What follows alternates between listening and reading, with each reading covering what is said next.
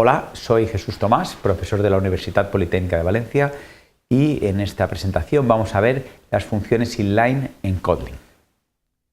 ¿Vale? Los objetivos es presentar qué son un poco las funciones inline y cómo se pueden definir en Kotlin, y aprender un poco cuándo va a ser interesante usarlas. ¿Vale?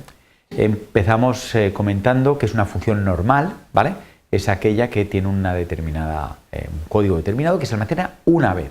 De manera que cada vez que es llamada la función, lo que vamos a hacer es poner una serie de parámetros en la pila y se va a invocar a esta función. Pero su código, de alguna manera, solo ocupa un espacio único en memoria. Por el contrario, una función inline, cada vez que es llamada, en lugar de hacer, digamos, este salto al código correspondiente, lo que se va a hacer es insertar todo su código, ¿vale? Dentro de lo que es la línea de ejecución. Cada vez que se vaya a utilizar, se inserta su código.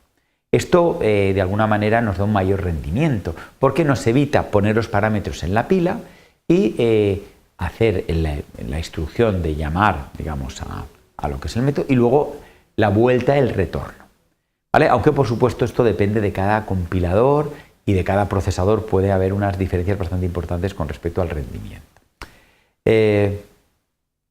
De hecho, pues por ejemplo, algunas implementaciones de la máquina virtual Java incluso se utiliza la pila para sumar. Entonces ya, por ejemplo, toda esta ventaja prácticamente desaparecería, ¿vale? El que dice. Pero bueno, la mayoría de las veces sí que este rendimiento es claramente se mejora.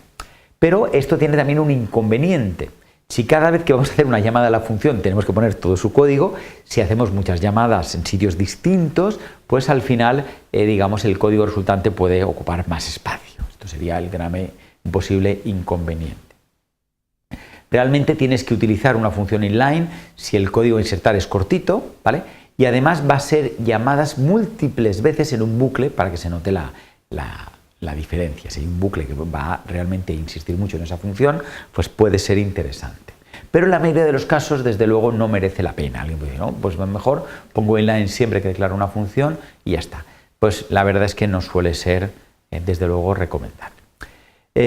Aquí tenemos un ejemplo de cómo declarar una función inline. Simplemente la función suma, ponemos inline delante.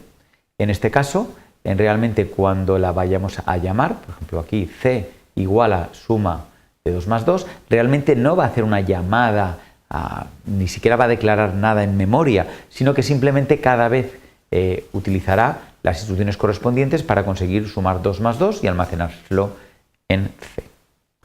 Muy bien, realmente las funciones inline tienen importancia en Kotlin, sobre todo cuando se utilizan en funciones de orden superior. Vamos a ver un ejemplo de una función de orden superior. ¿Vale? Es aquella que incorpora en uno de sus parámetros una variable de tipo función o un lambda. En este caso, la función opera lo que hace es coger una lista de enteros y un valor entero y les va a aplicar lo que es a cada uno de los elementos de esta lista una función que, dado dos enteros, me devuelve otro entero. ¿Vale? Por ejemplo, podemos utilizar la función opera con la lista L y el valor entero V, de forma que lo que queremos hacer es el lambda de aquí, es decir, A y B, de forma que sumemos A más B. Esto que va a querer decir que para todos los elementos de L les vamos a sumar V, sería un poco el resumen.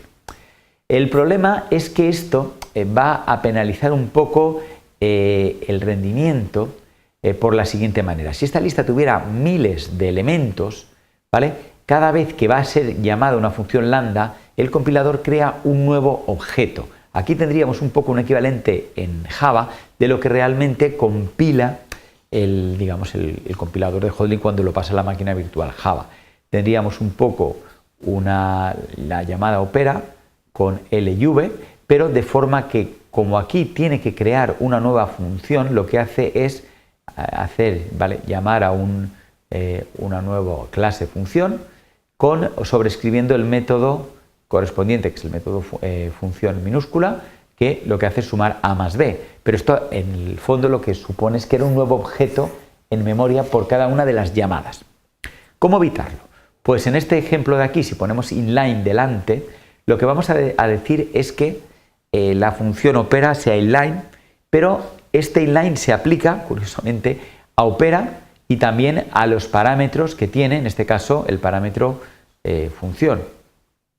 Y por lo tanto, lo que va a hacer cuando vaya a compilar este código, si por ejemplo la función opera tuviera un bucle for para todos los ítems de lista, ¿vale? En lugar de hacer una llamada a función, realmente función ya no es necesario ni siquiera ni declararla, simplemente coge el elemento correspondiente ítem y le suma el valor, ¿vale? De forma que este código es insertado tal cual por el compilador, ¿vale?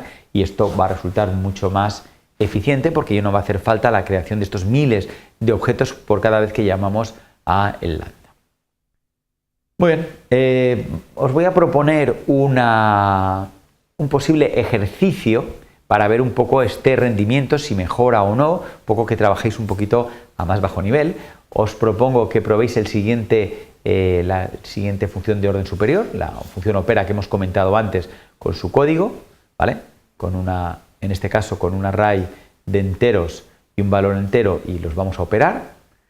Y lo que vamos a hacer, digamos, es, por ejemplo, en el favicon que tenemos cuando creamos por una aplicación en Android, esto está pensado para ejecutarlo en Android, le podemos asociar este código al favicon, de manera que lo que hacemos es crear una lista de 5 enteros con el valor 2, ¿vale? Y vamos a coger el tiempo inicial en que empieza a realizarse, digamos, esta operación. Luego, para cada uno vamos a hacer un bucle para repetirlo esto 100.000 veces para tener unos valores un poquito más importantes, ¿vale? Luego habría que dividir entre 100.000 para ver el resultado de valor y lo que vamos a hacer es llamar a opera con el lambda que comentábamos antes. Cogemos el tiempo del final y vamos a hacer un snack bar mostrando un poco el tiempo que ha tardado en realizar, digamos, este proceso, ¿vale? La idea es que trates de pensar primero en código cuál de las dos opciones, con inline y sin inline. La idea es que de alguna manera se pruebe con inline y sin inline y pienses, ¿el código generado va a ser mayor con inline o menor? Pues hombre, en el caso de que haya una sola llamada, realmente no va a afectar, porque este código, como solo va a ser llamado una vez, incluso el inline puede que resulte hasta un poquito más pequeño. Si hubieran más llamadas en diferentes sitios a la función opera, en ese caso sí que por cada vez que se llamara opera se pondría otra vez el código y ahí se podría empezar a cambiar el tema. El tiempo de ejecución claramente con inline tiene que ser menor, ¿vale? Porque el número de objetos creados pues va a ser mucho menor, no vamos a tener que crear los 100.000 objetos, y el tamaño del heap, el heap es la memoria donde se van a ir creando los diferentes objetos en la máquina virtual Java, realmente también tiene que ser mucho menor con el inline, ¿vale? Pero más que de alguna manera teorizar sobre esto, lo que te aconsejo es que te vayas a Android Studio, en la opción Profile App, indiques que quieres analizar la memoria y ejecutes un poco el programa. Y podrás ver un poco cuánto es el tamaño de memoria un poco necesitado para diferentes tipos de objetos. Int, el array de enteros sería este de aquí, ¿vale? Puedes ir comparándolo, incluso pues como en ciertos momentos de la ejecución verás que va a hacer un uso muy importante de según qué tipos de memorias, ¿vale? Recomiendo que juegues un poco y analices un poco, de paso aprendas esta herramienta tan interesante. Muy bien, pues nada, como conclusiones, hemos presentado lo que son las funciones inline en Kotlin, hemos presentado un poco su importancia, sobre todo cuando estamos trabajando con lambdas y vamos a hacer un número de operaciones muy importantes. Si es un escuchador de un evento de un clic, para hacerlo una vez es que no tiene ni sentido, pero si vamos a hacerlo 100.000 veces, pues es cuando realmente aquí vamos a notar diferencias, ¿vale? Y hemos propuesto una pequeña práctica un poco para que ilustres y aprendas un poco cómo ver el rendimiento de diferentes opciones de código, ¿vale? En Kotlin, ¿vale? También indico un par de links donde puedes obtener información adicional. Muchas gracias por tu atención.